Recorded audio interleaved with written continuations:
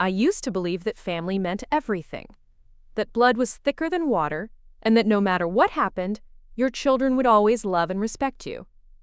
I was wrong. Dead wrong. Before we jump back in, tell us where you're tuning in from, and if this story touches you, make sure you're subscribed, because tomorrow, I've saved something extra special for you.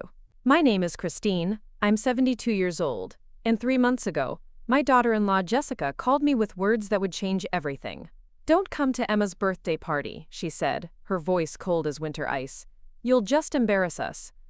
But what I did next shocked everyone, including myself. The morning light filters through my kitchen window as I sit here, coffee growing cold in my favorite mug, the one with tiny painted roses that Robert gave me on our first anniversary 48 years ago. My hands, weathered now with age spots and thin skin that seems almost translucent, wrap around the ceramic warmth as I remember how different my life used to be. How different I used to be. I wake up every morning at 5:30, a habit that refuses to break even though I no longer have anywhere urgent to be. For 35 years, I worked as a librarian at Maplewood Elementary, watching generations of children discover the magic of books, helping them sound out difficult words, celebrating when shy readers found their voices. The children called me Mrs. Christine, and their faces would light up when they saw me in the hallways. I mattered then. I had purpose. My house on Elm Street isn't grand, but it's mine. Robert and I bought it when David was just a toddler, back when the neighborhood was filled with young families, and the sound of children playing echoed through every evening. The yellow siding needs a fresh coat of paint, and the front porch steps creak when I walk up them, but every corner of this place holds memories that I treasure like precious gems. The living room still has Robert's recliner, positioned perfectly to catch the afternoon sun streaming through the bay window. I can't bring myself to move it, even though he's been gone for 2 years now. Sometimes I catch myself setting 2 places at the dinner table, or buying his favorite crackers at the grocery store out of pure habit. Grief, I've learned, doesn't follow any timeline that makes sense. David is my only child, my pride and joy, though lately I wonder where I went wrong in raising him. At 45, he's successful in his career as an insurance adjuster, owns a beautiful colonial house in the newer part of town, and provides well for his family. On paper, he's everything a mother could hope for. But somewhere along the way, he stopped seeing me as his mother and started viewing me as an obligation. He married Jessica 8 years ago, when Emma was just 2 years old from Jessica's previous relationship. David adopted Emma legally, and I embraced her as my granddaughter without hesitation. She was such a sweet little thing, with curly blonde hair and bright blue eyes that sparkled with mischief. She used to run to me with arms wide open whenever they visited, climbing into my lap for story time, begging me to braid her hair or teach her how to make my famous chocolate chip cookies. But Jessica never warmed to me. Not really. From the beginning, she viewed me with suspicion, as if I might somehow contaminate her perfect little family with my old-fashioned ways and outdated opinions. She's 38, works as a marketing coordinator for a tech company, and has very specific ideas about how things should be done. Modern ideas. Progressive ideas. Ideas that apparently don't include making room for an elderly mother-in-law who might say the wrong thing or wear the wrong outfit. I remember the early days after their wedding, how I tried so hard to bond with Jessica. I invited her to lunch, offered to babysit Emma, brought home-cooked meals when she was stressed with work. But every gesture was met with polite distance. Every conversation felt strained and artificial. She had a way of making me feel like I was intruding, even in my own son's life. The monthly family dinners started as my attempt to maintain connection. Every first Sunday of the month, they would come to my house, and I would cook David's favorite pot roast with mashed potatoes and green beans. Preparing and narrating this story took us a lot of time, so if you are enjoying it, subscribe to our channel. It means a lot to us. Now, back to the story. Emma would help me set the table, chattering about school and friends while Jessica sat in the living room, scrolling through her phone. David would watch television, occasionally making small talk about work or the weather. These dinners became increasingly uncomfortable over the years. Jessica would make subtle comments about my cooking being too heavy, or suggest that we should meet at restaurants instead because it would be easier for everyone. She'd bring her own salad in a container, claiming she was on a special diet and would barely touch anything I prepared. Emma, picking up on the tension, gradually became quieter during these visits, no longer the bubbly child who used to fill my house with laughter. Mrs. Patterson, my neighbor of 23 years, often commented on how lucky I was to have family nearby. She's 81 and has no children of her own, just a nephew in California who calls twice a year. "You're so blessed, Christine," she'd say while we tended our side-by-side flower gardens. "Family is everything." I would smile and nod, not having the heart to tell her that family can sometimes feel like the loneliest place of all. The truth is, I've been feeling increasingly invisible in my own family for months now. David's visits became shorter and less frequent. Phone calls were brief and perfunctory, usually ending with him saying he had to go because Jessica needed him for something. Emma, now 10 years old, seemed to barely tolerate my presence, more interested in her tablet or phone than in spending time with her grandmother. I started to notice how they would exchange glances when I spoke, how Jessica would purse her lips when I shared stories about the old days or offered advice based on my experience. I began to feel like I was walking on eggshells, constantly worried about saying something that would be deemed inappropriate or embarrassing by their standards. Last Christmas was particularly painful. They stayed for exactly 2 hours, long enough to exchange gifts and take a few obligatory photos. Jessica spent most of the time checking her phone, responding to work emails even though it was supposed to be family time. When I gave Emma a beautiful vintage dollhouse that I'd found at an antique shop and lovingly restored, painting tiny furniture and making miniature curtains, Jessica frowned and said, "Oh, Emma's really outgrown dolls, haven't you, sweetie?"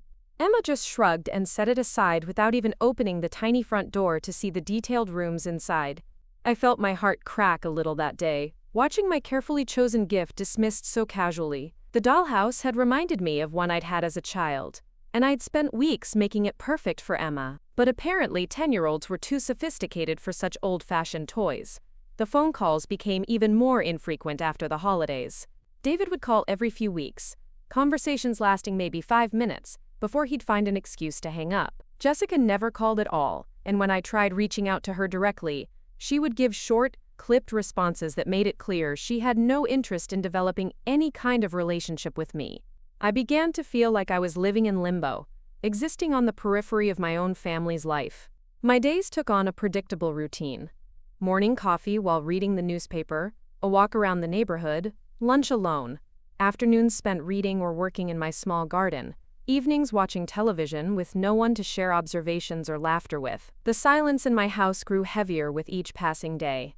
Mrs. Patterson and I would chat over the fence most afternoons, and she became my primary source of adult conversation. She'd tell me about her soap operas, and I'd share news from the library where I still volunteered once a week, reading to preschoolers during story time. Those little faces, bright with wonder and attention, reminded me that I still had something valuable to offer the world, even if my own family didn't seem to think so. Emma's birthday was approaching, her 11th, and I'd been planning for weeks. I'd already bought her gift, a beautiful jewelry box with a ballerina that spun to fur-elise, along with some age-appropriate earrings and a necklace that I thought she might enjoy. I'd also offered to help with the party planning, maybe bake her favorite cake or assist with decorations. In the past, I'd always been included in birthday celebrations, taking photos, helping serve cake, watching Emma blow out her candles with the joy that only comes with childhood milestones. But when I called Jessica to ask about the party details, what time to arrive, and whether she needed any help with preparations, her response changed everything. Her voice was cold, distant, more unfriendly than usual when she told me that this year would be different. This year I wouldn't be welcome. The conversation replays in my mind like a broken record, each word etched into my memory with painful clarity. "Christine," Jessica had said, using that tone she reserved for difficult conversations, "we've decided to keep Emma's party small this year. Just close friends and immediate family." I'd been confused at first. "But I am immediate family," I'd replied, trying to keep my voice light. "I'm her grandmother." There was a pause, and I could hear Jessica taking a deep breath, as if steeling herself for what came next. "The thing is, Christine, Emma's friends are very sophisticated for their age. Their families are, well, they're different from your generation. We just think it would be better if you didn't come this year. You'll just embarrass us." The words hit me like a physical blow. Embarrass them. Me, the woman who had raised their father, who had loved Emma since the moment she entered our family, who had spent countless hours teaching her to read and helping her with school projects. I was an embarrassment. "I don't understand," I managed to say, my voice barely above a whisper. "How would I embarrass you?" Jessica sighed heavily, as if explaining something to a particularly slow child. "You know how you are, Christine. You tell those long stories about the old days that nobody wants to hear. You wear those outdated clothes, and you ask inappropriate questions. These parents are professionals, successful people. They wouldn't understand your way of doing things." I sat in stunned silence, the phone pressed to my ear, feeling smaller and more worthless with each word. My way of doing things. My stories about the past. My clothes, which were clean and modest, if not fashionable by current standards. Everything about me, apparently, was wrong. "Emma won't even miss you," Jessica continued, and those words cut deepest of all. "She's at an age where grandparents aren't really cool anymore. She'd rather have her friends there without worrying about you saying something that might make them think she's weird." When I finally found my voice, it came out shaky and uncertain. "What does David think about this?" "David agrees with me," Jessica said firmly. "We both think it's for the best. Maybe you can take Emma out for ice cream the next week or something. Just the two of you. But the party is off limits." After she hung up, I sat in my kitchen for hours, staring at the phone, trying to process what had just happened. I'd been uninvited from my own granddaughter's birthday party because I was an embarrassment. Because my presence might somehow contaminate their perfect gathering with my old-fashioned ways and inappropriate stories. That night, I barely slept. I kept replaying the conversation, analyzing every word, wondering if there was something I'd missed, some way I could have responded differently. But the more I thought about it, the angrier I became. Not just hurt, but truly angry for the first time in years. Who were they to decide that I wasn't good enough for their social circle? Who were they to determine that my love for Emma was somehow shameful or inappropriate? I had spent decades working with children, earning their respect and affection. I had raised a successful son, maintained a home, contributed to my community. I wasn't some doddering old fool who couldn't be trusted in polite company. The next morning, I called my dear friend Linda, who had been my colleague at the library before she left education to become a real estate agent. Linda was 68, sharp as a tack, and had always been fiercely loyal to the people she cared about. When I told her about Jessica's phone call, she was furious. "That little witch," Linda said, using language that would have shocked our former students. "How dare she treat you like that? You're worth 10 of her, Christine. You always have been." "I just don't know what to do," I admitted, feeling tears threaten for the first time since the call. I feel so helpless, like I don't matter to them at all. "Honey," Linda said, her voice gentle but determined, "you matter to a lot of people. Just not to them. And maybe it's time you started living for the people who actually appreciate you, instead of begging for scraps from people who clearly don't deserve your love."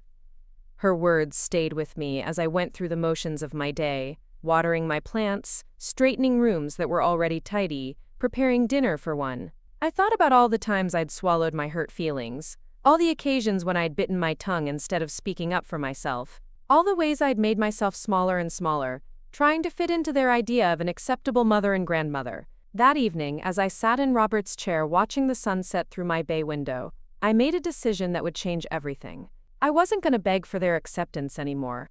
I wasn't going to apologize for being who I was or try to transform myself into someone they might find less embarrassing. If they didn't want me in their lives, fine. But I was going to show them exactly what they were giving up. I was going to prove that Christine Miller was far from the embarrassment they thought she was.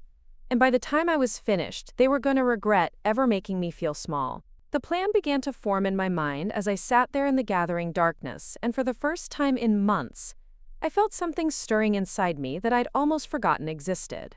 It was determination, mixed with a healthy dose of righteous anger, and it felt absolutely liberating. Tomorrow I would start showing them who Christine Miller really was, and they were going to be very, very surprised.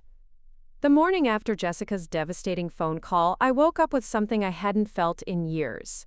Purpose. Not the gentle, obliging purpose of trying to please everyone around me, but the fierce, burning purpose of a woman who had finally reached her breaking point. I made my coffee stronger than usual and sat at my kitchen table with a notepad, writing down everything I remembered about that conversation.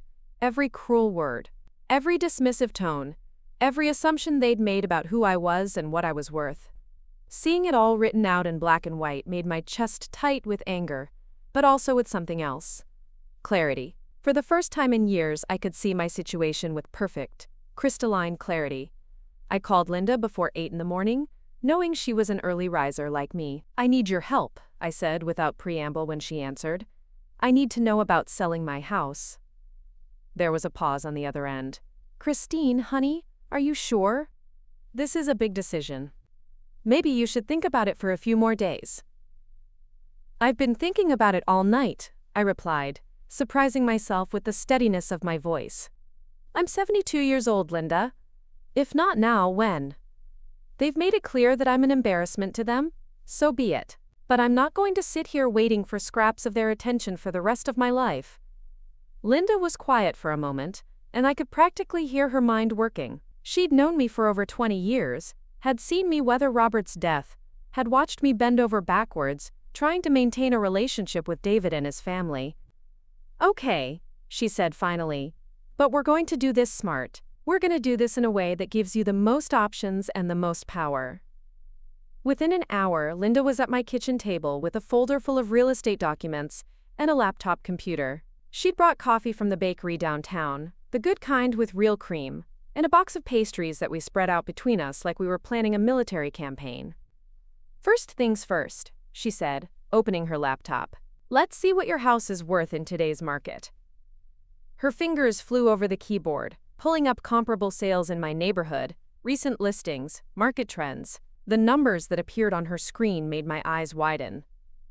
"Linda, that can't be right," I said, pointing at the figure she'd highlighted. "That's nearly 3 times what Robert and I paid for this place. Sweetheart, you've been living here for 43 years. The market has changed dramatically, especially in the last 5 years. Your neighborhood is considered vintage charm now. Young families are desperate to get into this area." She turned the autocrat screen toward me, showing me photos of houses similar to mine that had sold recently. "Look at this one on Maple Street. Sold in 4 days for asking price. This one on Oak Avenue went for $15,000 over, asking because of a bidding war." I stared at the numbers, feeling a strange mixture of excitement and disbelief. All these years, I'd been sitting on a gold mine without realizing it. "How long would it take to sell?" I asked. "In this market? With the right preparation and pricing?" 2 weeks, maybe 3 at the outside." Linda leaned back in her chair, studying my face. "But Christine, where would you go? Have you thought about that part?" I had, actually. All night, lying in bed, staring at the ceiling, I'd been thinking about exactly that question. "Remember your sister Margaret? The one who moved to that retirement community on the coast?" Linda nodded. "Seaside Haven. She loves it there. I want to see it. I want to know what my options are." I took a deep breath, feeling like I was standing on the edge of a cliff, ready to jump. "I want to know what it would cost to buy a place there, to start completely over." Linda's eyes lit up with understanding. "You're not just selling your house. You're reinventing your entire life." "Exactly." I felt a smile tugging at the corners of my mouth, the first genuine smile I'd had in weeks. If I'm going to be an embarrassment to my family, I might as well do it from somewhere beautiful, surrounded by people who actually want my company. We spent the next 2 hours going through every detail. Linda explained the selling process, what repairs or updates might increase the value, how to stage the house to appeal to buyers. She showed me photos of Seaside Haven on her laptop, the beautiful oceanfront buildings, the community centers, the walking trails that wound through perfectly manicured gardens.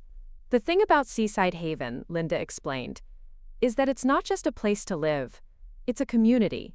They have book clubs, art classes, fitness programs, volunteer opportunities. Margaret says she's busier now than she was when she was working. The more I learned, the more excited I became. This wasn't just about running away from my problems. This was about running towards something better, something that would give me purpose and joy and connections with people who valued what I had to offer.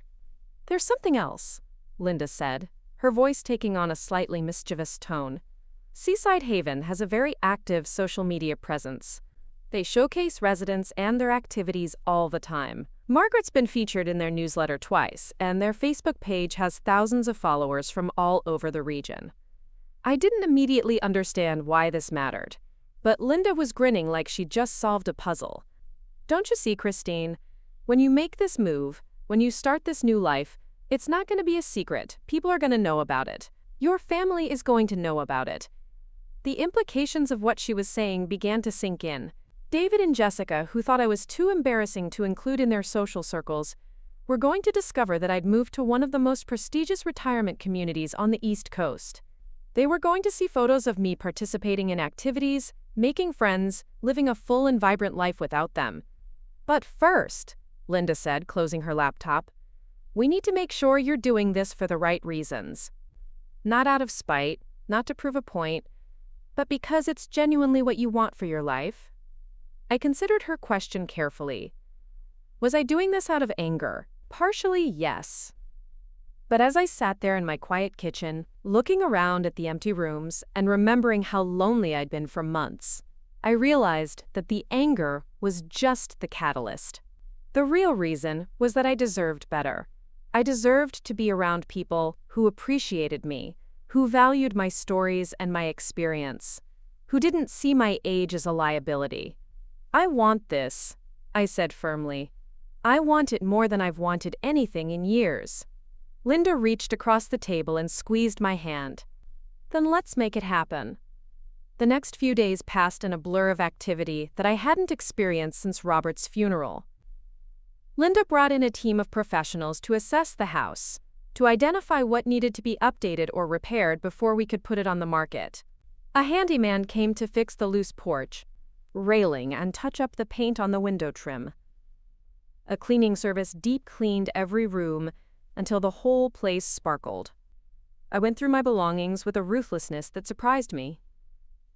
43 years of accumulated possessions, sorted into piles: keep, donate, sell. So many things that had seemed important at the time now looked like clutter. Wedding gifts that had been stored in closets for decades, clothes that no longer fit or suited my lifestyle, books that I'd read once and never touched again. The process was strangely liberating. Each item I decided to let go of felt like shedding weight, making space for something new and better. I kept Robert's things that mattered most: his wedding ring, his favorite books, the photo albums that chronicled our life together. But I donated his clothes to charity, knowing that somewhere, someone could use them more than I could. Mrs. Patterson watched the activity from her front yard with undisguised curiosity. On the third day, she couldn't contain herself any longer and came over while I was supervising the donation pickup. "Christine, dear, what's going on? Are you remodeling?" I'd been dreading this conversation, knowing that Mrs. Patterson would be hurt by my departure. She'd been a good neighbor and a faithful friend, and I didn't want her to feel abandoned. "I'm selling the house, Margaret. I'm moving to a retirement community on the coast." Her face went through several expressions in rapid succession: shock, hurt, confusion, and finally, a kind of resigned understanding. "Is this about your family troubles?" she asked quietly. I shouldn't have been surprised that she'd noticed. Mrs. Patterson missed very little from her front porch observation post. "Partly," I admitted, "but mostly it's about what I want for the rest of my life." We talked for over an hour, standing there in my driveway while the donation truck loaded up boxes of my former life. Mrs. Patterson shared her own feelings of loneliness, her fears about getting older in a neighborhood that had changed so much over the years. By the end of our conversation, she was asking me for information about Seaside Haven for herself. "Maybe we could be neighbors again," she said with a tentative smile. "Maybe I don't have to spend my golden years alone either." The idea of having Mrs. Patterson nearby in my new life filled me with unexpected joy. Here was someone who valued my friendship, who wanted my company, who didn't see me as an embarrassment but as a companion worthy of respect. Linda scheduled the house photography for the following Tuesday, which meant I had to call David to let him know what was happening. I'd been avoiding this conversation, knowing it would be difficult, but it couldn't be postponed any longer. I called him at work, figuring that would limit how long we could talk and how emotional the conversation might become. When his secretary put me through, David sounded distracted and impatient. "Hi, Mom. I'm kind of in the middle of something. Can this wait?" "I'm selling the house," I said without preamble. "I wanted you to know before you heard it from someone else." There was dead silence on the other end of the line. I could hear the hum of office equipment, the distant sound of voices, but nothing from David for what felt like an eternity. "You're what?" he finally said, his voice sharp with disbelief. "I'm selling the house and moving to a retirement community. I thought you should know." "Mom, this is crazy. You can't just sell the house. This is our family home. This is where I grew up." His voice was rising, taking on the tone he used when he was trying to control a situation that was spinning away from him. "It's my house, David. I can do whatever I want with it." I kept my voice calm and even, though my heart was pounding. "I've made my decision." "What retirement community? Where are you going? You can't just disappear without discussing this with me first." "Actually, I can," I said, feeling a surge of power I hadn't experienced in years. "I'm 72 years old, and I'm perfectly capable of making my own decisions about my own life. This is about Emma's birthday party, isn't it?" His voice had shifted from commanding to wheedling. "Jessica told me about that conversation. Look, maybe we can work something out. Maybe you can come to the party after all." The casual way he dismissed what had happened, as if it was just a minor misunderstanding that could be smoothed over with a grudging invitation, made my anger flare white-hot. "This isn't about one party, David. This is about the fact that your wife thinks I'm an embarrassment, and you apparently agree with her. Mom, that's not fair. We never said you were an embarrassment. Jessica did. Those were her exact words. And you agreed with her decision." I took a deep breath, trying to keep my voice steady. "You've made it clear that I don't fit into your life anymore. So I'm making a life that doesn't require your approval. Where are you going?" he asked again, and I could hear the desperation creeping into his voice. "At least tell me where you're going." "Somewhere that people will appreciate having me around," I said. "Somewhere that my stories about the old days will be welcome, and my outdated clothes won't be an embarrassment." I hung up before he could respond, my hands shaking slightly from the adrenaline. It was the first time in years that I'd stood up to David directly, the first time I'd refused to back down when he tried to manage my decisions. It felt terrifying and exhilarating at the same time. The phone rang again immediately, and I let it go to voicemail. It rang 6 more times over the next hour, and I ignored every call. When I finally listened to the messages, they were a progression from commanding to pleading to angry to desperate. David demanding that I call him back. Jessica's voice in the background saying something I couldn't quite make out. Threats to come over if I didn't respond. Linda arrived as I was deleting the 7th message. She took one look at my face and handed me a glass of wine without saying a word. "Rough conversation?" she asked. I told David about the house. "He's not taking it well." "Good," Linda said firmly. "Let him not take it well. Let him panic a little bit. Maybe it will help him realize what he's losing." We sat on my back porch as the sun set, drinking wine and watching the fireflies begin their nightly dance across my small garden. The evening air was warm and soft, filled with the scent of the roses I'd planted the year after Robert died. This garden had been my therapy, my way of creating something beautiful out of grief. "I'm going to miss this," I said, gesturing toward the flowers that glowed in the fading light. "You can have a garden at Seaside Haven," Linda reminded me. "Margaret says they have community gardens, and some of the units have private patios where you can grow whatever you want. It won't be the same." "No," Linda agreed. "It'll be different. Maybe better.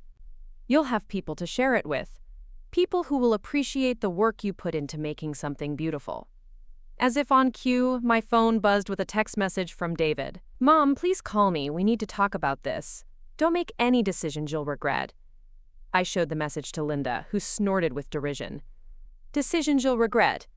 Like the decision to put up with being treated like dirt by your own family?" He's scared, I said, surprising myself by feeling a tiny flicker of sympathy for my son. This isn't what he expected. Of course he's scared. He thought he could push you around indefinitely, and now he's discovering that you have more backbone than he gave you credit for. Linda finished her wine and set the glass on the porch railing. The question is, what are you going to do about it? I looked at the text message again, thinking about all the times David had dismissed my feelings, all the occasions when he'd sided with Jessica over me, all the ways he'd made me feel small and unimportant. Then I thought about the beautiful photos Linda had shown me of Seaside Haven, the activities and friendships waiting for me there, the chance to start over with people who would value what I had to offer. I deleted the text message without responding. I'm going to finish what I started, I said. I'm going to show them that Christine Miller is far from finished. Linda smiled and raised her empty wine glass in a mock toast. Here's to new beginnings. Here's to new beginnings, I echoed, and for the first time in months, I truly meant it. The next morning, I woke up to find David's car in my driveway.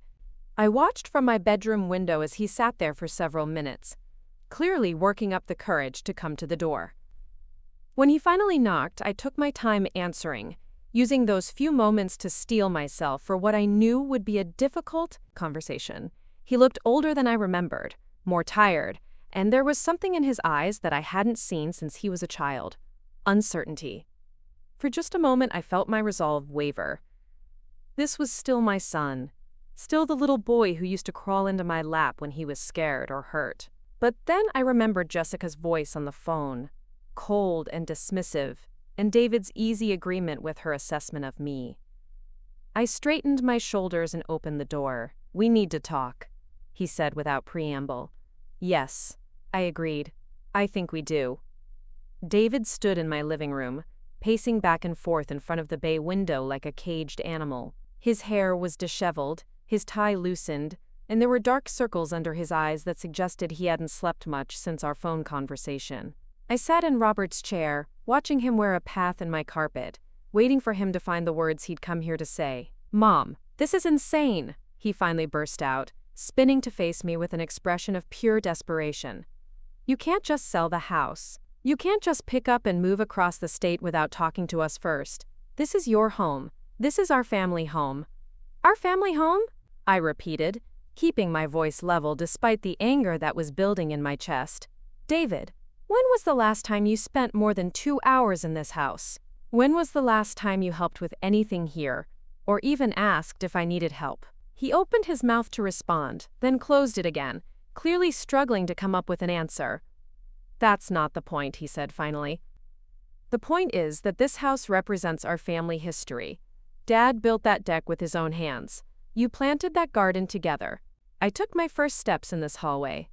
And now you're perfectly willing to let me sit here alone, aging in place while you live your life without me, I said, standing up to face him directly. You're not upset about losing family history, David. You're upset about losing control. His face flushed red, and I could see the temper that had gotten him into trouble as a child beginning to surface. That's not true. We care about you. We want what's best for you. No, I said firmly, feeling the power of absolute certainty flow through me. You want what's convenient for you. What's best for me would be having a family that actually wants me around, that values my presence instead of seeing it as an obligation or an embarrassment. We don't see you as an embarrassment, David protested, but his voice lacked conviction. Your wife explicitly told me that I would embarrass you at Emma's birthday party. She told me that Emma's friends' parents wouldn't understand my way of doing things. She said Emma wouldn't even miss me. Each word came out like a hammer blow, and I watched David flinch with every syllable. And you agreed with her decision to uninvite me. David sank onto my sofa, burying his face in his hands. Jessica was just trying to make things easier for everyone. Emma's friends are from very sophisticated families, and sometimes you say things that are a little old-fashioned. Old-fashioned, I repeated, tasting the words like they were bitter medicine. You mean like when I tell stories about how different things used to be? Or when I ask about their school subjects instead of their social media followers? Or when I dress in clothes that aren't trendy enough for your social circle? It's not about the clothes, David said, though he wouldn't meet my eyes. It's about fitting in, about making sure Emma doesn't feel different from her friends. And having a grandmother who loves her and wants to be part of her life makes her different in a bad way. I could feel my voice rising, years of suppressed hurt and frustration, finally finding their outlet. David, I worked with children for 35 years. I helped shape hundreds of young minds. I know how to talk to children, how to connect with them, how to make them feel valued and important. But apparently, none of that matters, because I don't fit Jessica's idea of what a modern grandmother should be. David looked up at me, and for a moment I saw something like shame flicker across his features. Mom, you have to understand Jessica's position. She's worked very hard to build a certain reputation in our community. She volunteers on school committees. She networks with other professional parents. She's building connections that could help Emma's future. And I'm a liability to those connections, I said flatly. I get it, David. You've made it very clear. That's not what I'm saying, he protested, but we both knew it was exactly what he was saying. I walked to the mantelpiece and picked up my favorite photo of Emma, taken when she was 6 years old, gap-toothed and grinning, sitting in my lap while I read her a story. Do you remember when Emma used to love coming here? When she would beg to spend the night? When she wanted me to teach her how to bake cookies and braid her hair? David's expression softened slightly. Of course I remember. What changed, David? Was it Emma who decided she was too sophisticated for her grandmother's company? Or was it Jessica who decided that a little girl shouldn't be too attached to someone who might embarrass her in front of the right people? The silence stretched between us, heavy with implications that neither of us wanted to voice directly. David shifted uncomfortably on the sofa, his hands fidgeting with his car keys. Jessica loves Emma, he said finally. She wants what's best for her. I'm sure she does. But what she thinks is best for Emma doesn't include having a relationship with her grandmother, does it? I set the photo back on the mantelpiece, my hand lingering on the frame. Tell me, David, when you and Jessica discuss Emma's future, when you make plans for her education and her social development, do you ever consider what role I might play in her life? Do you ever think about the value of having a grandparent who could share family history, who could provide a different perspective, who could love her unconditionally without any agenda? David was quiet for a long moment, staring at his hands. It's complicated, Mom. No, it's not complicated at all. It's actually very simple. You've chosen Jessica's vision of your family's future over maintaining a relationship with me.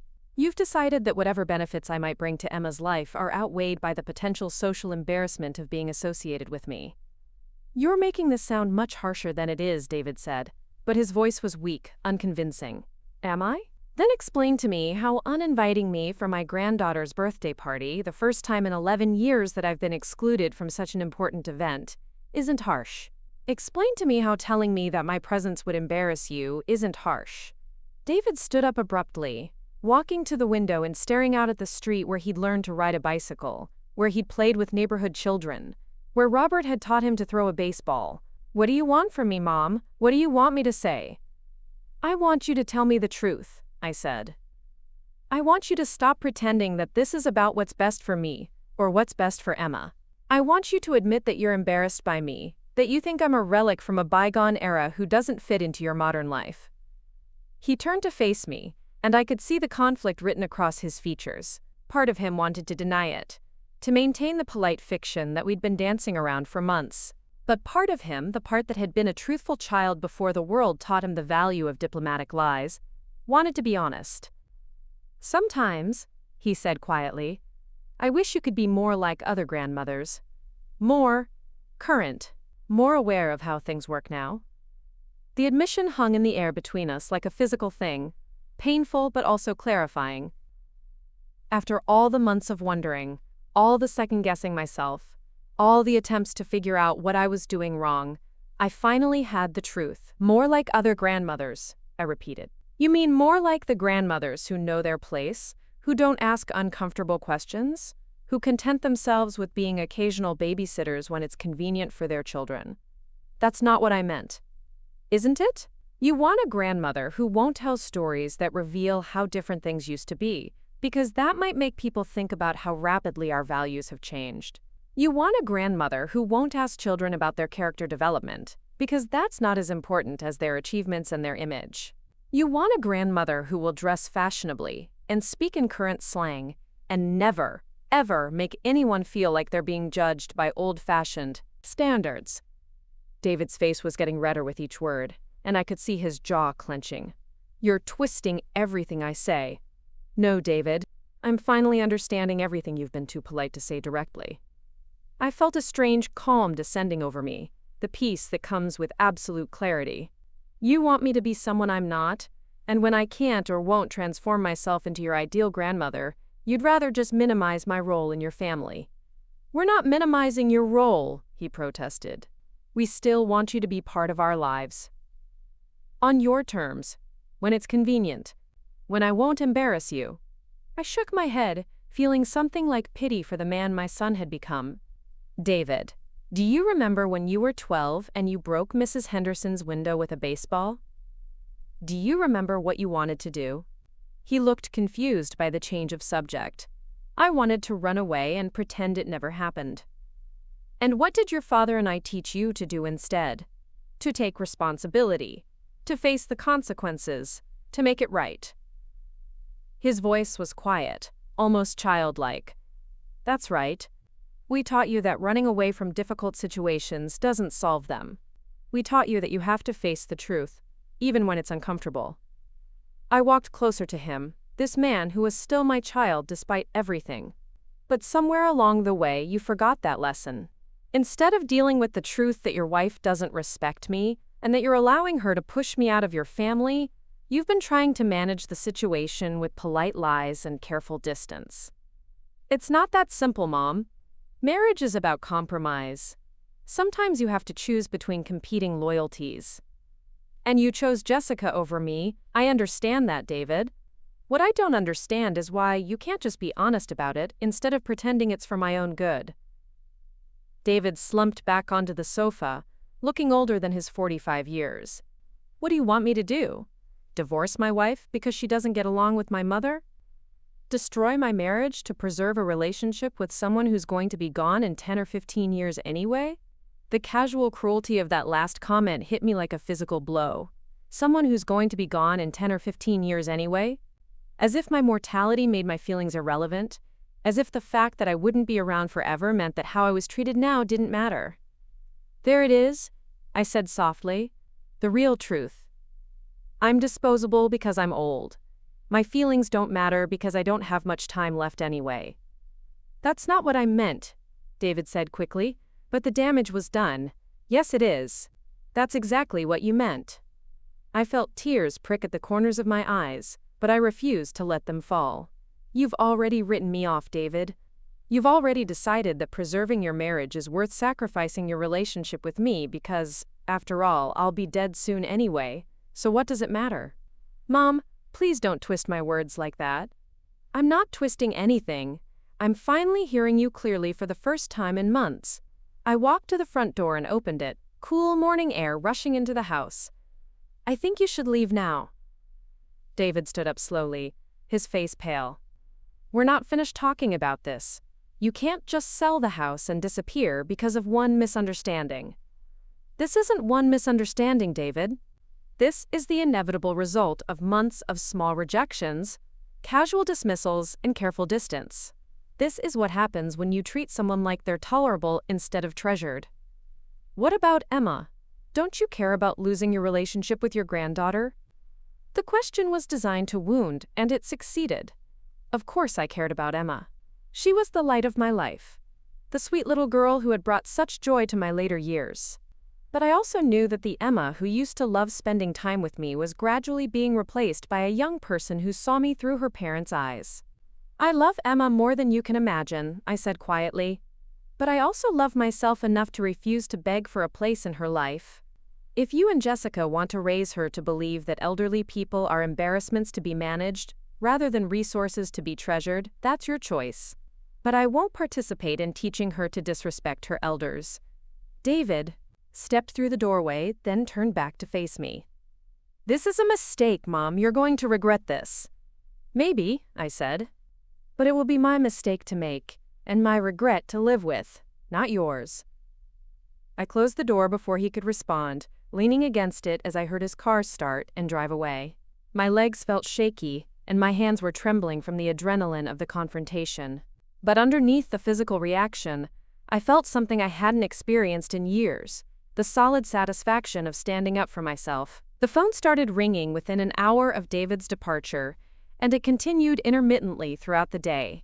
David calling to try again, Jessica calling to scream at me about what I was doing to their family. Even Emma called once, her young voice confused and hurt, asking why Daddy was so upset and why I was moving away. That call was the hardest one to ignore. I stood next to the phone, listening to Emma's voice on the answering machine, fighting every instinct that told me to pick up and try to explain. But I knew that anything I said would be filtered through David and Jessica, twisted to fit their narrative of the unreasonable old woman who was punishing them for trying to do what was best. Linda came over that evening with Chinese takeout and a bottle of wine, finding me sitting in my living room surrounded by photo albums and memory boxes. "How did it go with David?" she asked, setting the food on my coffee table. "About as well as you'd expect," I said, accepting the glass of wine she offered. "He thinks I'm making a terrible mistake. He wants me to reconsider." And I told him that my mistakes are mine to make. I took a sip of wine, feeling some of the tension from the day begin to ease. "Linda, am I doing the right thing? Am I being selfish?" Linda settled beside me on the sofa, picking up one of the photo albums I'd been looking through. It was filled with pictures of Emma as a toddler, laughing as I pushed her on a swing, concentrating intently as I helped her plant flowers in my garden, curled up in my lap during story time. "Look at these pictures, Christine. Look at how happy you both were. Look at how natural and easy your relationship was before other people started managing it." She flipped through several pages, stopping at a photo of Emma and me covered in flour after a baking session gone wonderfully wrong. "This little girl loved you unconditionally. She didn't think you were embarrassing or old-fashioned. She thought you were magical. That was before Jessica decided I was a bad influence." "Exactly. And that's why you're doing the right thing." Linda closed the album and looked at me directly. "You're not abandoning Emma. You're refusing to let them teach her that it's acceptable to treat people who love her with disrespect. You're modeling self-respect and boundaries. Those are valuable lessons, even if she doesn't understand them right now." We ate Chinese food and drank wine while Linda updated me on the house sale process. The professional photos had turned out beautifully, capturing the warm, homey feeling that had made this place special for so many years. The listing would go live tomorrow morning, and Linda expected immediate interest. "I've already had 3 realtors call asking for preview showings for their clients," she said. "This house is going to sell fast, Christine. Are you really ready for that?" I looked around the living room where I'd spent so many evenings with Robert, where I'd rocked David to sleep as a baby, where I'd hosted countless family gatherings and holiday celebrations. Every corner held memories, every piece of furniture had a story. Leaving would mean saying goodbye to all of that tangible connection to my past. But it would also mean saying hello to a future where I was valued and respected, where my stories were welcomed instead of tolerated, where my age was seen as wisdom rather than irrelevance. "I'm ready," I said, and meant it. The next morning brought the first showing request before I'd even finished my coffee.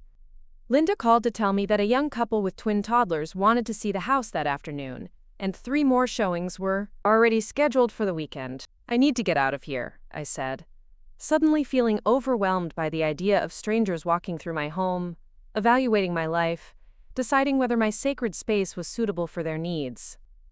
"Why don't you drive up to Seaside Haven today?" Linda suggested.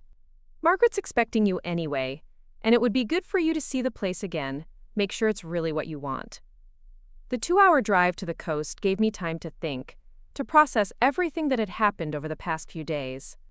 I drove through small towns and farmland, past forests and rivers, watching the landscape gradually change as I approached the ocean. With each mile, I felt some of the weight of the past few months lifting from my shoulders. Seaside Haven was even more beautiful than I remembered from the photos. The main building was an elegant Victorian mansion that had been carefully restored and converted into a community center, surrounded by smaller residential buildings that managed to feel both modern and timeless. Everything was immaculately maintained, from the sweeping lawns to the flower gardens that bloomed in carefully planned succession throughout the seasons. Margaret, Linda's sister, met me in the main lobby, a spacious room with soaring ceilings, comfortable seating areas, and large windows that showcased the ocean view. She was 74, with silver hair styled in a fashionable bob and bright blue eyes that sparkled with intelligence and humor. "Christine, Linda's told me so much about you. Welcome to paradise," she said, giving me a warm hug. "Are you ready for the grand tour?" She led me through the community center, showing me the library with its comfortable reading nooks and impressive collection, the fitness center with equipment designed for seniors, the art studio where residents created paintings and pottery, the music room with a beautiful grand piano. Every space was designed with both beauty and functionality in mind. Elegant but not intimidating, sophisticated but not stuffy. "The best part," Margaret said, leading me toward the back of the building, "is the community. Wait until you meet some of the people who live here." She introduced me to Harold, a retired college professor who was leading a discussion group about current events, to Susan, a former nurse who coordinated volunteer activities at the local hospital, to James, a widower who had started a men's cooking club after moving to Seaside Haven. Each person I met was engaged, articulate, and genuinely interested in getting to know me. "We have book clubs, travel groups, hobby circles, volunteer opportunities," Margaret explained as we walked through the gardens. "There's always something happening, but never any pressure to participate if you prefer quieter activities." She showed me 3 available units, each with its own character and charm. The one that captured my heart immediately was a corner apartment on the 2nd floor, with large windows on 2 sides and a small balcony that overlooked both the gardens and the ocean. The kitchen was compact but well-designed, the living area spacious enough for my favorite furniture, the bedroom bright and airy. "This was Mrs. Henderson's place," Margaret said. "She moved to assisted living last month, but she loved this apartment. She said the sunrise over the ocean was worth getting up early every day." Standing on that balcony, watching the waves crash against the rocky shore below, I felt something I hadn't experienced in months: excitement about the future. This wasn't just a place to live out my remaining years. This was a place where I could thrive, where I could continue growing and learning and contributing. "How much?" I asked, though I was already certain of my decision. Margaret named a figure that was well within my budget, especially considering what Linda expected to get from my house in Maplewood. "It includes all utilities, basic cable and internet, 1 meal per day in the dining room, and access to all the community facilities and activities."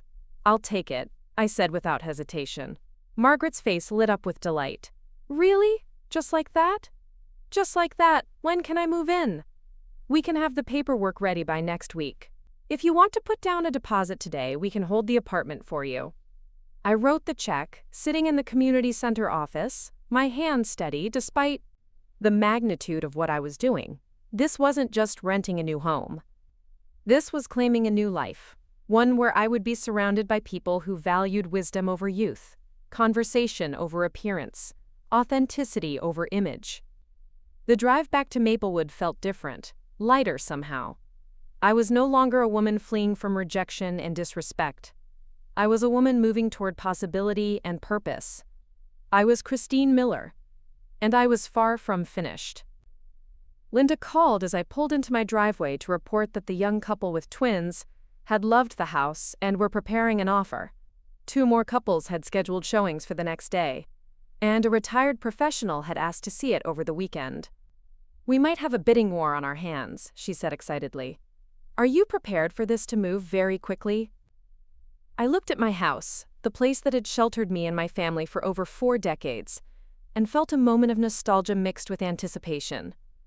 "I'm prepared," I said. "In fact, I'm counting on it."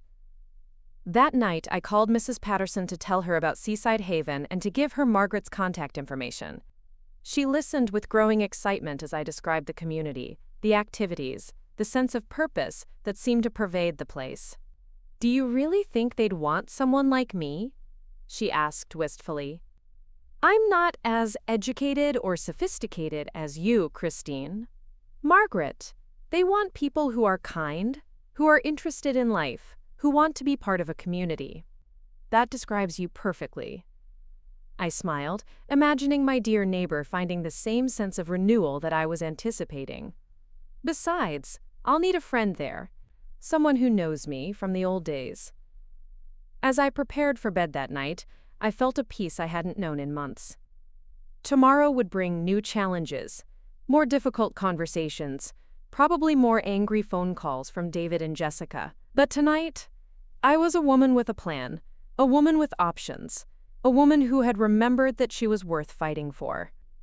The war wasn't over, but I had finally decided which side I was on. The house sold in 4 days. 4 days.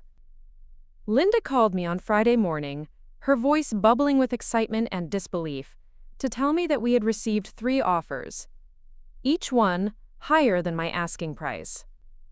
The winning bid came from a young professional couple who had fallen in love with the original hardwood floors and the way the morning light filled the kitchen. They're offering $15,000 over asking, Christine.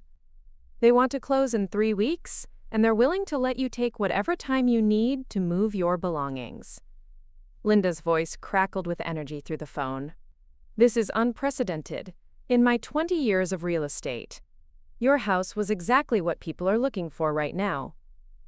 I sat in Robert's chair, looking around the living room that would soon belong to strangers, feeling a mixture of triumph and melancholy.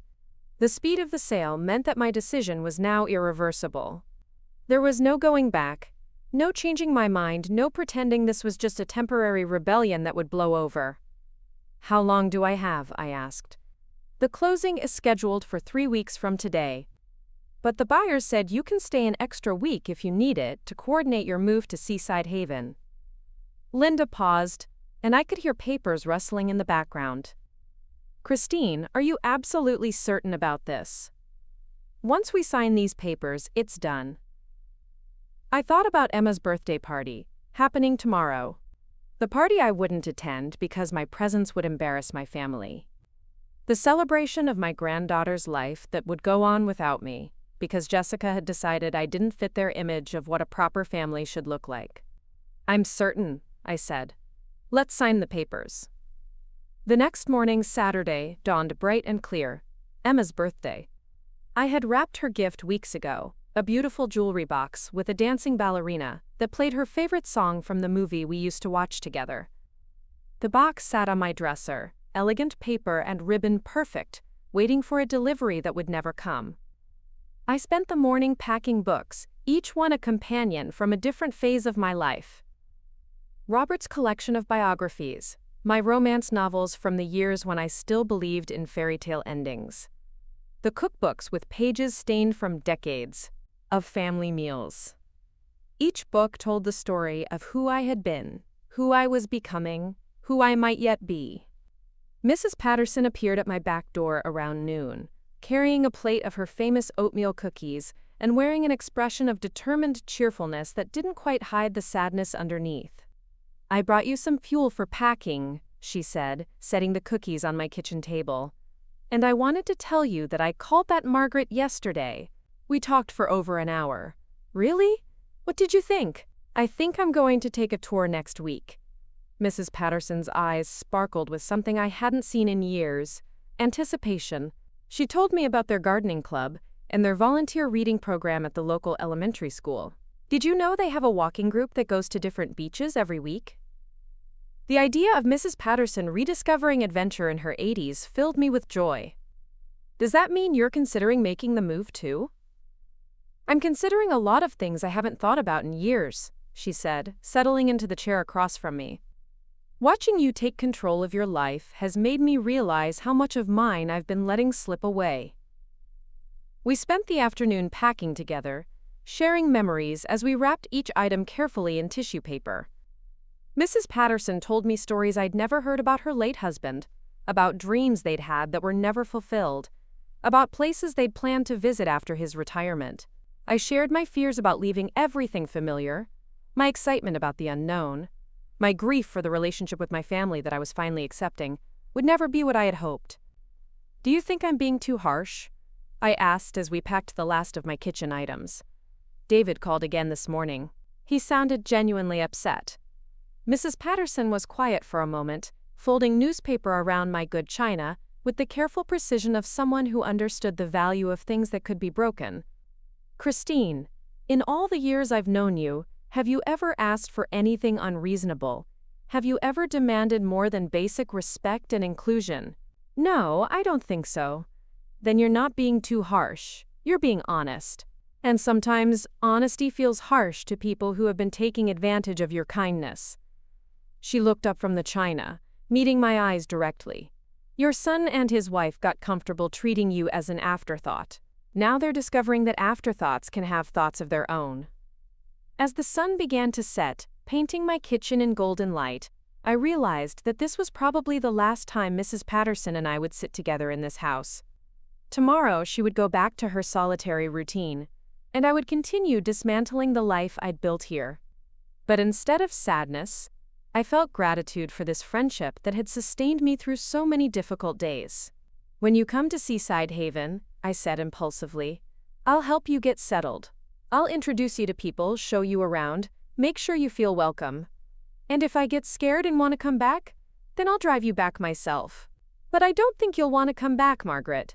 I think you're going to discover parts of yourself that you forgot existed. That evening, I made a decision that surprised even me. I wrapped Emma's birthday gift in fresh paper, wrote a card expressing my love and best wishes, and drove across town to David's house. Not to attend the party, not to force a confrontation, but to deliver the gift quietly and leave. The house was blazing with lights, cars parked up and down the street. Through the large windows, I could see adults clustered in conversation groups while children ran through the rooms. It looked exactly like the sophisticated gathering Jessica had wanted, full of well-dressed parents and perfectly behaved children. I parked across the street and sat in my car for several minutes, watching the party unfold. Emma appeared in the window briefly, wearing a beautiful dress I'd never seen, her hair styled in an elaborate braid. She looked older than her 11 years, more polished, less like the little girl who used to help me bake cookies on rainy afternoons.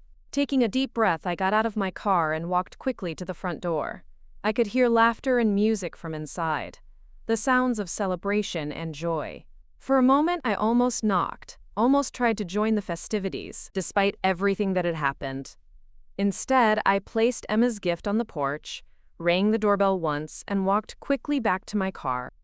As I drove away, I saw the front door open in my rearview mirror, saw someone pick up the package and look around in confusion. The next week passed in a whirlwind of activity. Professional movers came to pack my larger furniture, including Robert's recliner and our bedroom suite.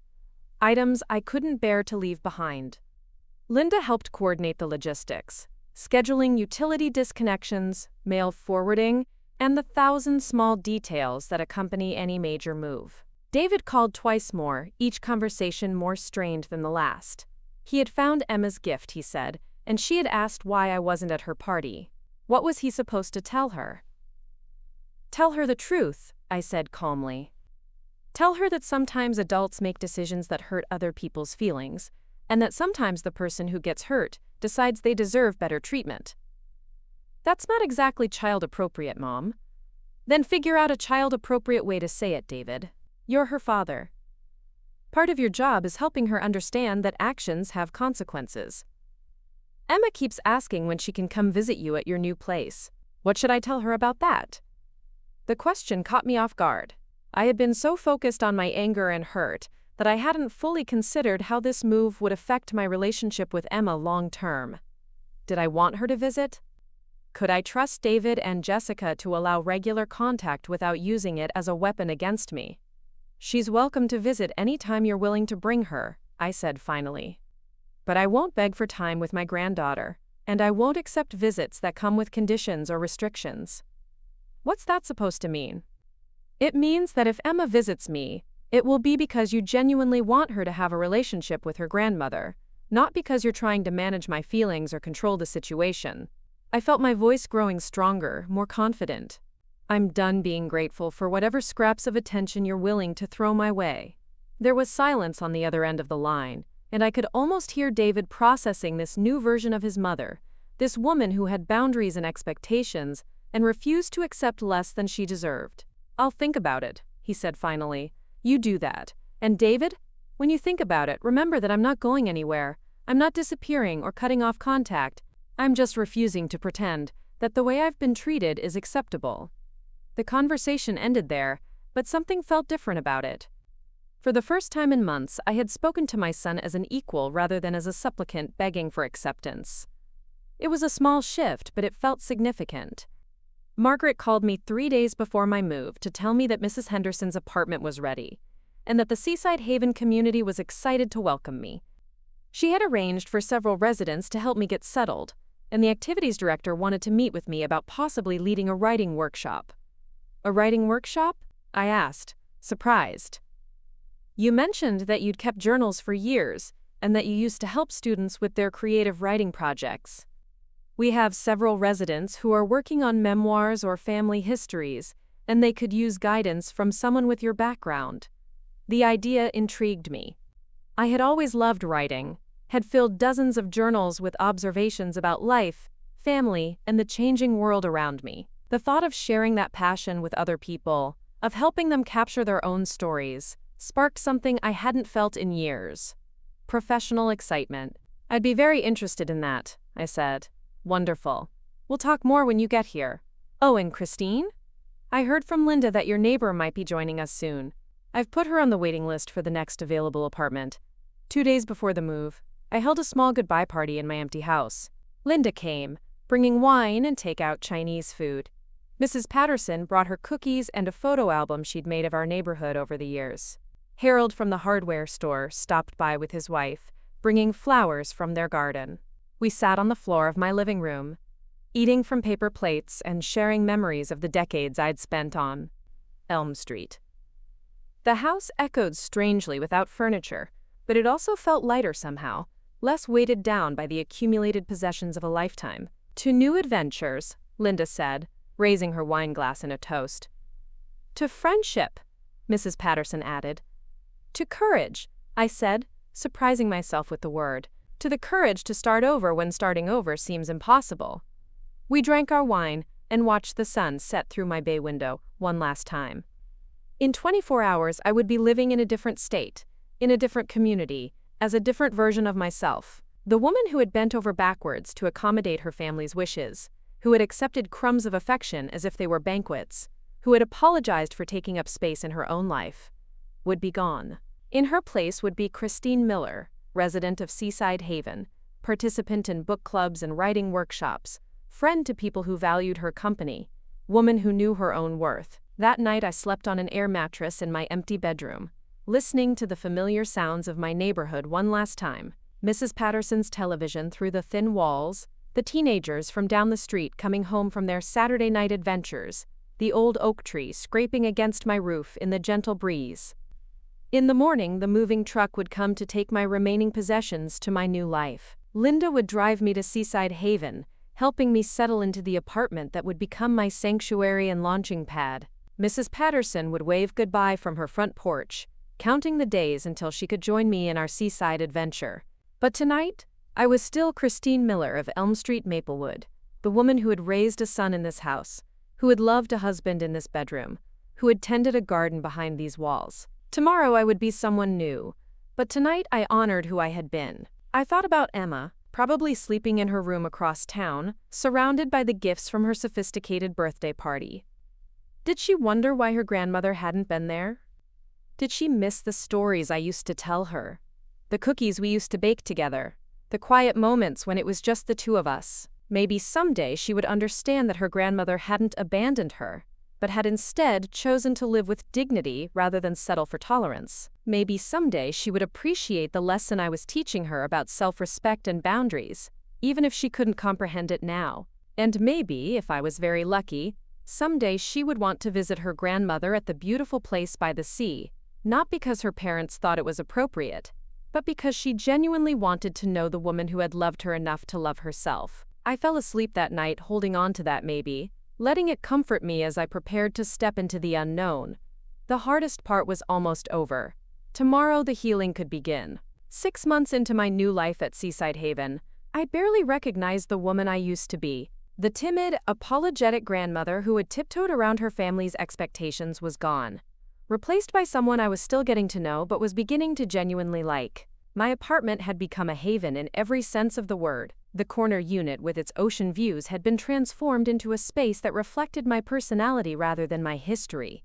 Bright throw pillows in coral and turquoise complemented the neutral furniture, while my books filled custom shelves that Harold, my new neighbor and retired carpenter, had built specifically for the space. The small balcony bloomed with herbs and flowers that I tended each morning while watching the sunrise paint the water in shades of gold and pink. The writing workshop had exceeded everyone's expectations, including my own. What started as a small group of 4 residents interested in documenting their family histories had grown into a thriving community of storytellers. We met twice a week in the library, sharing memories, offering feedback, and celebrating each other's progress. Dorothy was working on a memoir about her years as a traveling nurse in the 1960s. Frank was documenting his family's immigration story. Susan was crafting letters to her great-grandchildren, sharing wisdom she wanted them to have long after she was gone. But it was my own writing that surprised me most. The journal I had started on my first day at Seaside Haven had evolved into something more ambitious, a memoir about reinventing yourself in later life, about finding the courage to demand respect, about the difference between being alone and being lonely. Margaret had encouraged me to submit excerpts to the community newsletter, and the response had been overwhelming. Residents stopped me in the hallways to share their own stories of difficult family relationships, of feeling dismissed because of their age, of finding unexpected strength in unlikely places. "You're becoming quite the celebrity around here," Margaret teased one morning as we walked the beach path together. "Mrs. Rodriguez told me yesterday that reading your piece about standing up to adult children gave her the courage to set boundaries with her son about his visits." "I never intended to become anyone's inspiration," I said, adjusting my windbreaker against the ocean breeze. "I was just trying to figure out my own life. Sometimes that's the most inspiring thing of all. Showing people that it's possible to choose dignity over convenience, even when it costs you something precious." The cost had indeed been precious. In 6 months, I had spoken to David exactly 4 times. Brief conversations that felt stilted and uncomfortable. Jessica hadn't called at all, though I occasionally saw photos on social media of Emma's activities, soccer games, and school events that continued without me. The absence of my granddaughter's presence in my daily life remained a constant ache, but it no longer felt like an open wound. More surprisingly, the absence had begun to feel like space. Space to discover who I was when I wasn't constantly trying to please people who couldn't be pleased. Space to form friendships based on mutual respect rather than family obligation. Space to pursue interests and activities that brought me joy rather than just filling time. The volunteer reading program at the local elementary school had become one of my greatest pleasures. Every Tuesday and Thursday morning, I drove to Coastal Elementary and spent 2 hours reading to children aged 5 through 8. Their faces lit up when I arrived, and they gathered around my chair with an enthusiasm that reminded me why I had loved working with children for so many years. "Mrs. Christine, will you read the Dragon Book again?" Little Marcus would ask, his dark eyes wide with anticipation. "Can you do the funny voice for the princess?" Sarah would chime in, bouncing on her toes. These children didn't care that my clothes weren't fashionable, or that my stories came from a different era. They cared that I brought excitement to their favorite books, that I remembered their names and asked about their lives, that I made them feel special and valued. With them, I was never an embarrassment. I was magic.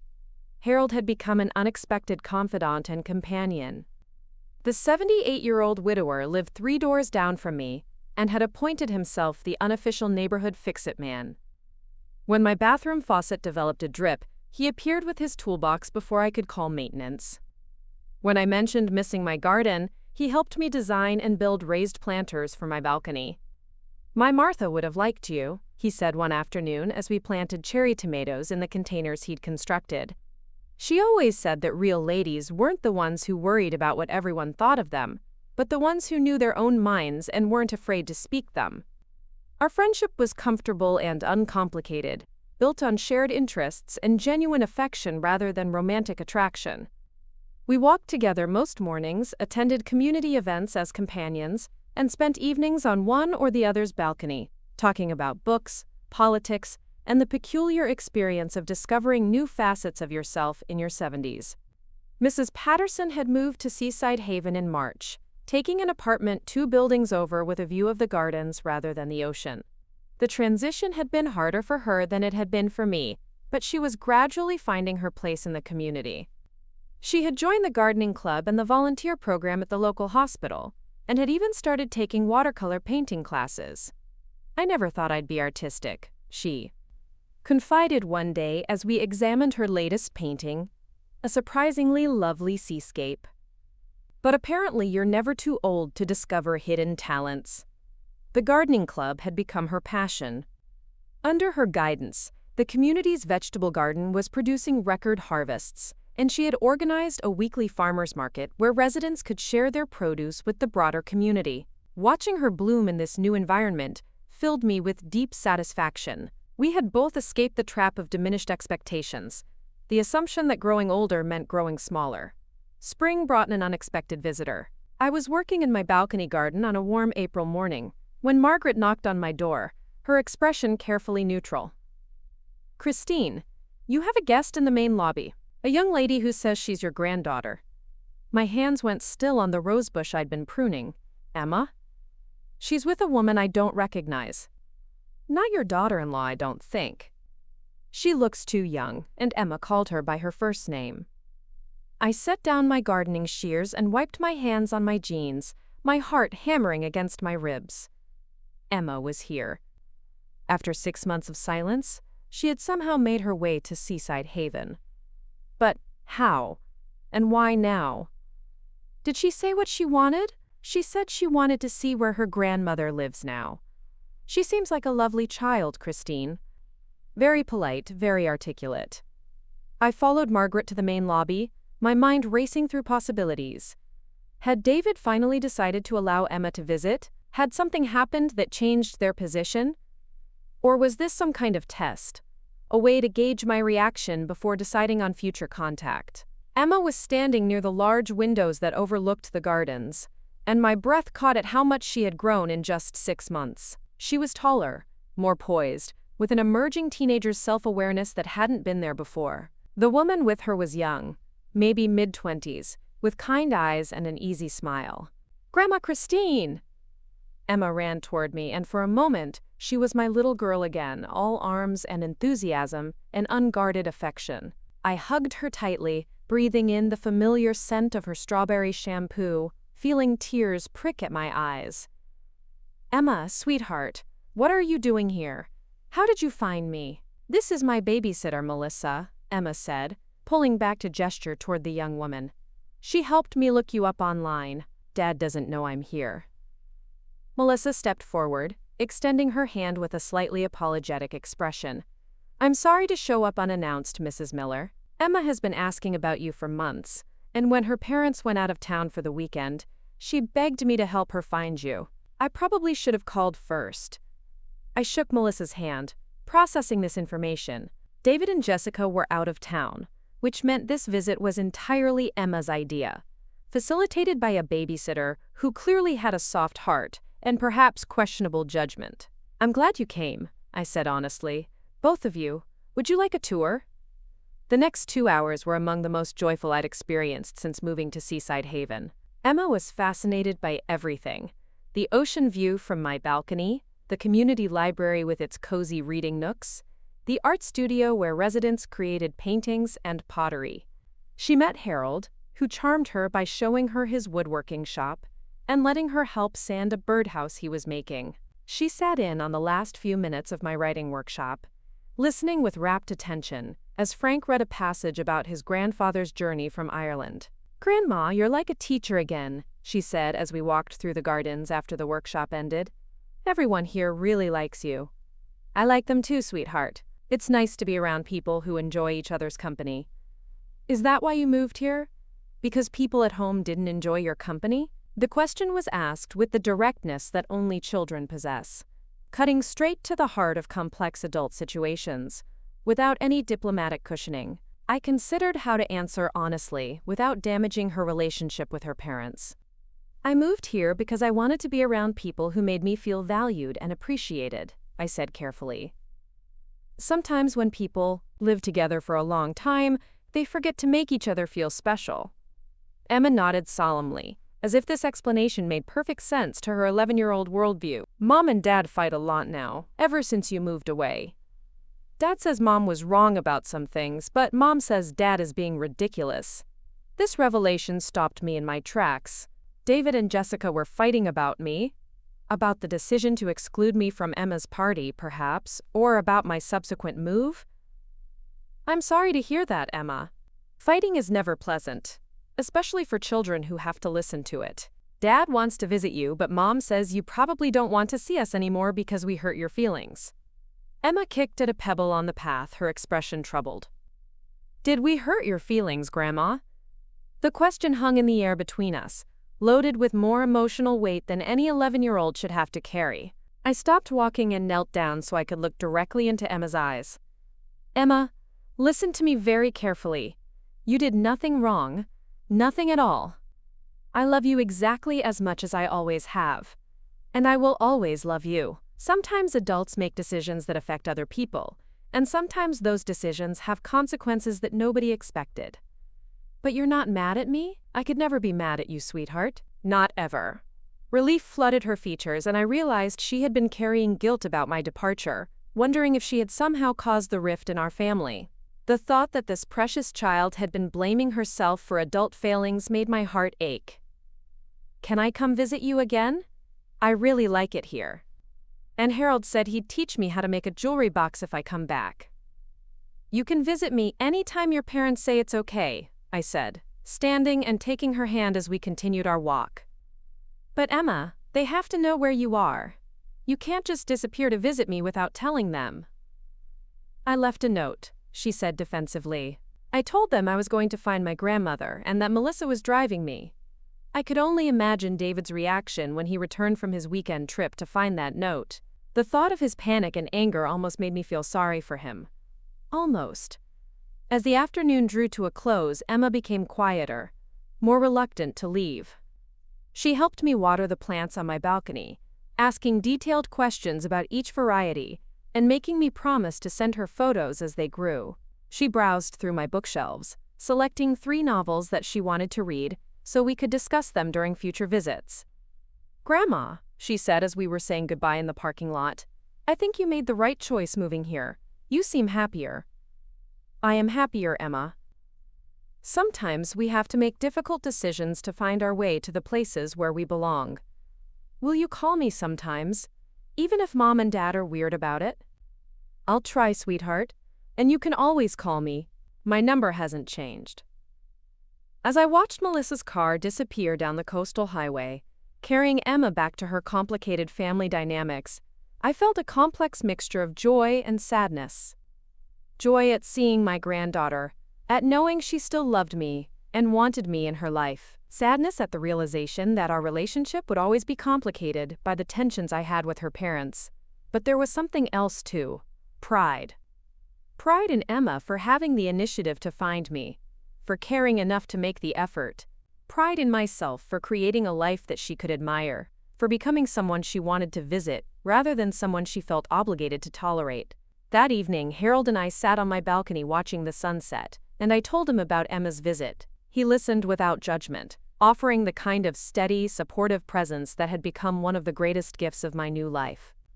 She sounds like a remarkable young lady, he said when I finished. Smart, determined, loyal. Those are good qualities in a granddaughter. She is remarkable. And she's growing up in a family that doesn't always appreciate remarkable qualities in other people. Then it's even more important that she knows she has a grandmother who does. Children need at least one adult in their lives who celebrates who they are, rather than trying to shape them into something else.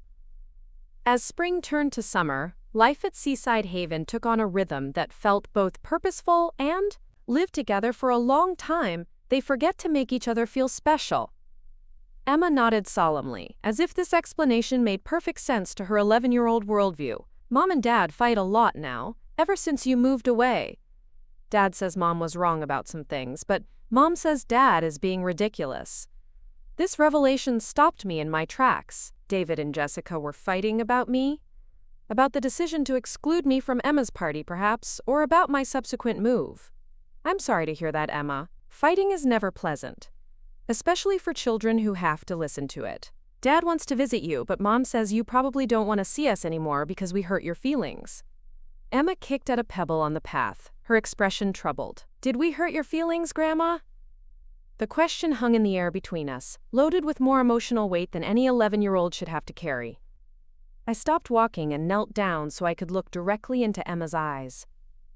Emma, listen to me very carefully. You did nothing wrong.